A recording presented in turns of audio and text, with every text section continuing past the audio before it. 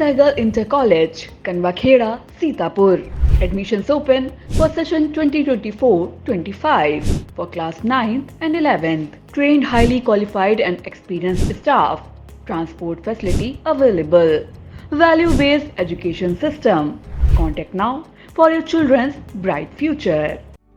Refined oil और process जैसे unhealthy oils ने तो जैसे पूरे मार्केट पर कब्जा ही कर लिया है, मगर अब आप इसकी चिंता ना करें, क्योंकि आ गया है वंश कोल्हू का प्योर सरसों कच्ची घानी ऑयल। लकड़ी कोल्हू मेथड से तैयार, ये है नेचुरल और हेल्दी भी। वंश कोल्हू प्योर सरसों कच्ची घानी ऑयल के साथ। वंश कोल्हू, तेल सही मिलेगा यहीं। धौरारा लोकसभा क्षेत्र का सियासी रण सज चुका है। वोटिंग का काउंटडाउन शुरू है। करीब 5 दिन का समय शेष रह गया है। अब जनता प्रत्याशियों के भाग्य का फैसला ईवीएम में कैद करने वाली है। समय कम रह जाने के चलते प्रत्याशियों की भागदौड़ तेज हो गई है। इस सीट पर मुख्य मुकाबला त्रिकोणीय बताया जाता है। यहां पर 2 बार से भाजपा की सांसद रेखा वर्मा इस बार हैट्रिक लगाने की तैयारी में हैं। दूसरी तरफ एक बार उनसे पराजित हो सके सपा प्रत्याशी आनंद भदौरिया दिन रात पसीना बहाकर पिछली पराजय को जय में बदलने की हर मुमकिन कोशिश करते नजर आ रहे हैं। तीसरा कोण बसपा का है, जिसने श्याम किशोर अवस्थी के रूप में ब्राह्मण चेहरे को उतारकर मुकाबला त्रिकोणीय कर दिया है। अपने चुनाव प्रचार में महुली पहुंचे श्याम किशोर अवस्थी ने प्रेस वार्ता को संबोधित किया। इस दौरान उन्हें सपा प्रत्याशी का नाम लिए बगैर भाजपा प्रत्याशी पर लगातार निशाना साधा। उन्होंने मौजूदा सांसद पर महुली विधानसभा क्षेत्र के अहम मुद्दों की अनदेखी करने का आरोप लगाया। जैसा कि हर छोटे बड़े चुनाव में होता है, एक बार फिर से महुली चीनी मिल का झुंझुना बजा। बसपा प्रत्याशी ने भाजपा सांसद पर बीते 10 साल में चीनी मिल चलवाने पर ध्यान नहीं देने का आरोप लगाते हुए कहा कि अगर मैं सांसद बना तो चीनी मिल की जरूरत का मुद्दा सदन में गूंजेगा। इसके बाद उन्होंने कहा कि भाजपा सांसद ने ना तो क्षेत्र में काम किया है और न ही लोगों से संपर्क रहा, लिहाजा जनता 100% परिवर्तन का मन बना चुकी है। इस बार जनता उनकी जमानत जब्त कराने का काम करने वाली है। औपचारिक डिबेट, उसके अलावा प्रेस वार्ता कि हमको पूरे लोकसभा धौरारा में करना क्या है। जो हम बात करते हैं विकास की, जो पूर्व लोगों की बात करें तो विकास के नाम पे जीरो हुआ है। महोली जस की तस है।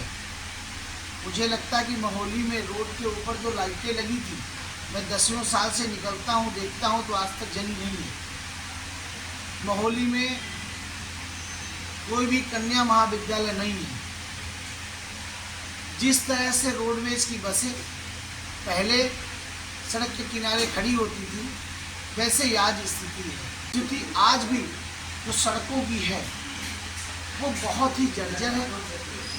गांव को कैसे मुख्य सड़कों पे हम लोग जोड़ सके, अच्छी सड़कें बन सके, हॉस्पिटल कैसे अच्छे बन सके जहाँ पे लोगों का अच्छा इलाज हो सके, कन्या महाविद्यालय कई जगह खोल सके जिससे हमारी बेटियों को उसका लाभ मिल सके। तो इन सब चीज़ों पे वार्ता करने के लिए आप सबको आज इनवाइट किया गया था। इजाज़त दिलाना है किसानों को। एक सहारा इंडिया का पैसा बहुत बड़े स्तर पे लोगों का, जो लोगों ने पेट काट के जमा किया था और सहारा इंडिया में पैसा जमा किया था। बीच में सरकार ने वादे भी किए थे कि हम वापस कराएंगे, लोगों से ऑनलाइन कराया था, लेकिन आज तक एक पैसा वापस नहीं हुआ है।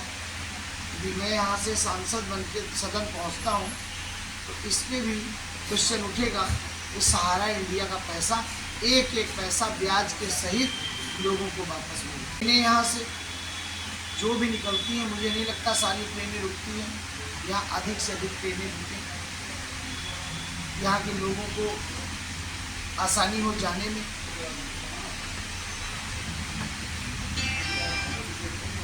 सबसे बड़ा मुद्दा एक चल रहा है, मैं हर मंच से बोलता हूँ, आवारा पशुओं का।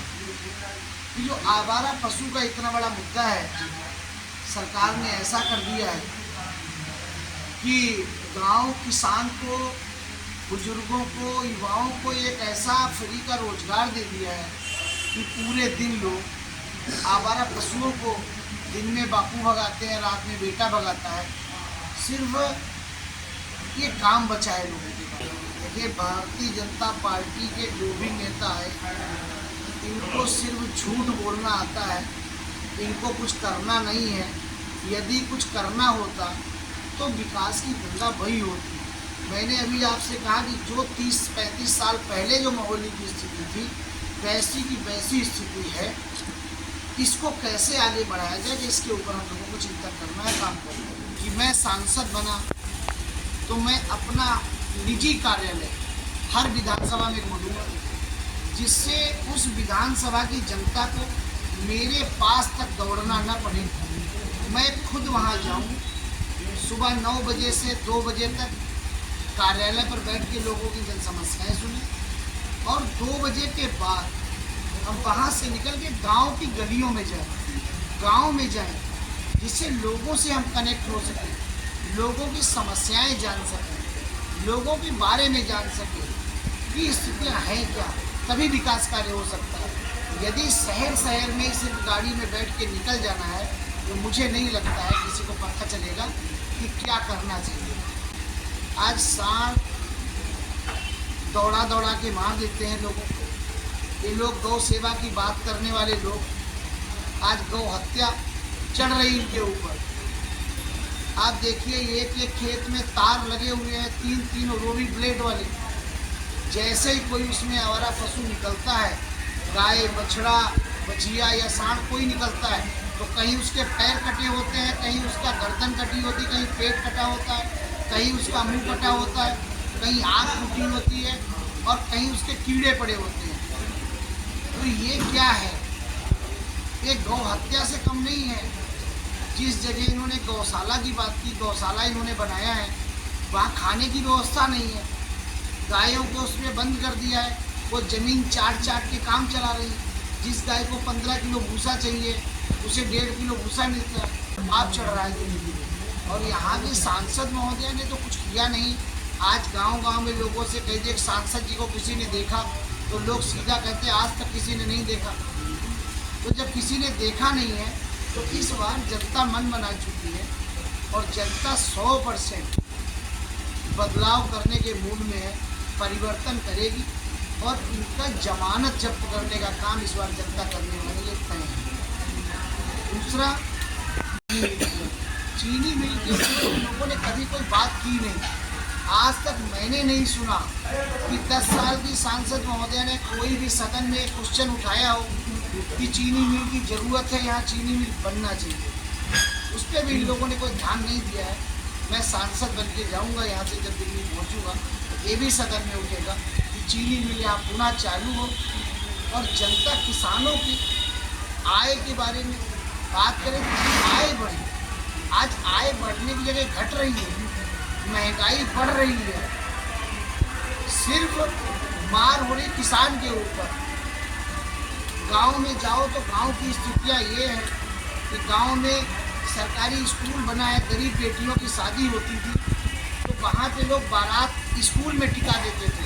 जैसे मैं देखता हूँ कि गांव में किसी का बारात घर तो बना नहीं, तो गांव में बारात स्कूल में ही रुकती थी। आज इन लोगों ने उस पर भी प्रतिबंध लगा दिया है।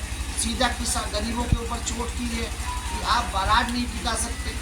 बारिश आ जाए तो गरीब व्यक्ति कहाँ ले जाएगा बारात?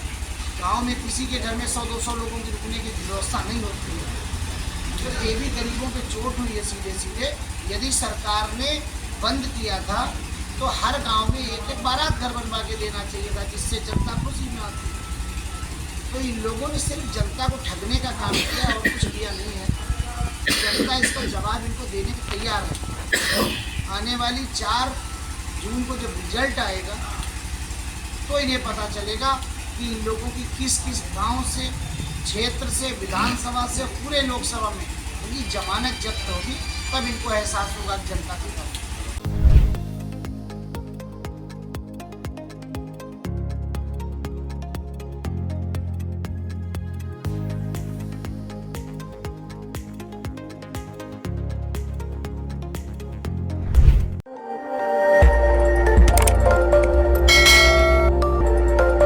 खबर आपकी, नजर हमारी। देखते रहिए आई इंडिया।